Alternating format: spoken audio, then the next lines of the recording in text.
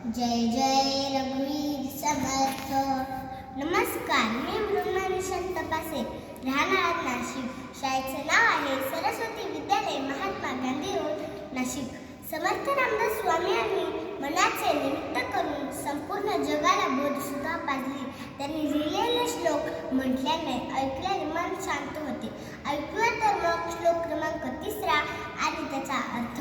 प्रभाते मनी राम चिंतित जावा, पुढे वैखरी राम आधी वदावा. सदाचार हा थोर सांगून येतो, जनी तो चितो मानवी धन्य होतो. प्रभात म्हणजे पहाट, मनी म्हणजे आपल्या मनात, राम चिंतित म्हणजे प्रभू श्री रामांचे चिंतन. बालमित्रांनो, आपण दररोज पहाटे उठून आपल्या मनात प्रभू श्री रामांचे चिंतन केले पाहिजे. देवाचे नामस्मरण करून दिवसाची सुरुवात करणे हा एक चांगला संस्कार आहे. पुढे वैखरी राम आधी वदावा. बालमित्रांनो, येथील वैखरी शब्दाचा अर्थ माहीत आहे का तुम्हाला? वैखरी म्हणजे वाणी, राम आधी वदावा म्हणजे प्रभू श्री रामांचे आधी नाव घ्यावे.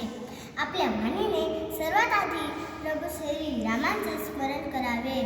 दिवसभरातील बोलण्यातही आधी प्रभू श्री रामांचे नाव घ्यावे.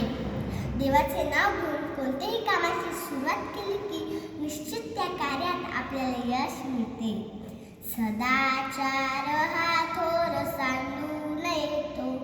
सदाचार म्हणजे चांगले आचार, चांगली वागणूक, खरे बोलणे, दुसऱ्यांना मदत करणे, चांगल्या गोष्टी आत्मसात करणे. आणि माझ्या मित्रांनो, आपण हे नक्की करूया. तुम्हाला माहीतच आहे, श्यामच्या आईने छोट्या श्यामवर चांगले संस्कार केले, त्याला सदाचाराची शिकवणूक दिली. त्यामुळेच तर छोट्या श्यामचे साने गुरुजी झाले. साने गुरुजीचा आदर्श डोळ्यासमोर ठेवून आपण सुद्धा सदाचारी बनावं. जनी तो चितो मानवी धन्य होतो. सदाचारी माणूस हा सर्व जनामध्ये म्हणजे सर्व माणसामध्ये नेहमी धन्य होतो. आपले राष्ट्रपिता महात्मा गांधी, स्वामी विवेकानंद, संत विनोबा भावे, संत ज्ञानेश्वर, संत तुकाराम अशी कितीतरी नावे सांगतात, ज्यांनी आपल्या आचारातून आपल्या सदाचाराची शिकवणूक साऱ्या जगाला दिली. आणि माझ्या मित्रांनो, या सर्वाचा अभ्यास आपण आपल्या अभ्यासाच्या पुस्तकातून करतच आहोत. मग त्याची सदाचाराची वर्तणूक आपण सुद्धा आत्मसात करूया.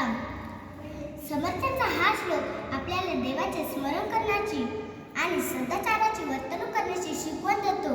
म्हणून हा श्लोक माझ्या मनाला खूप भावला आणि मी तो तुमच्यासमोर सादर केला. जय जय रघुवीर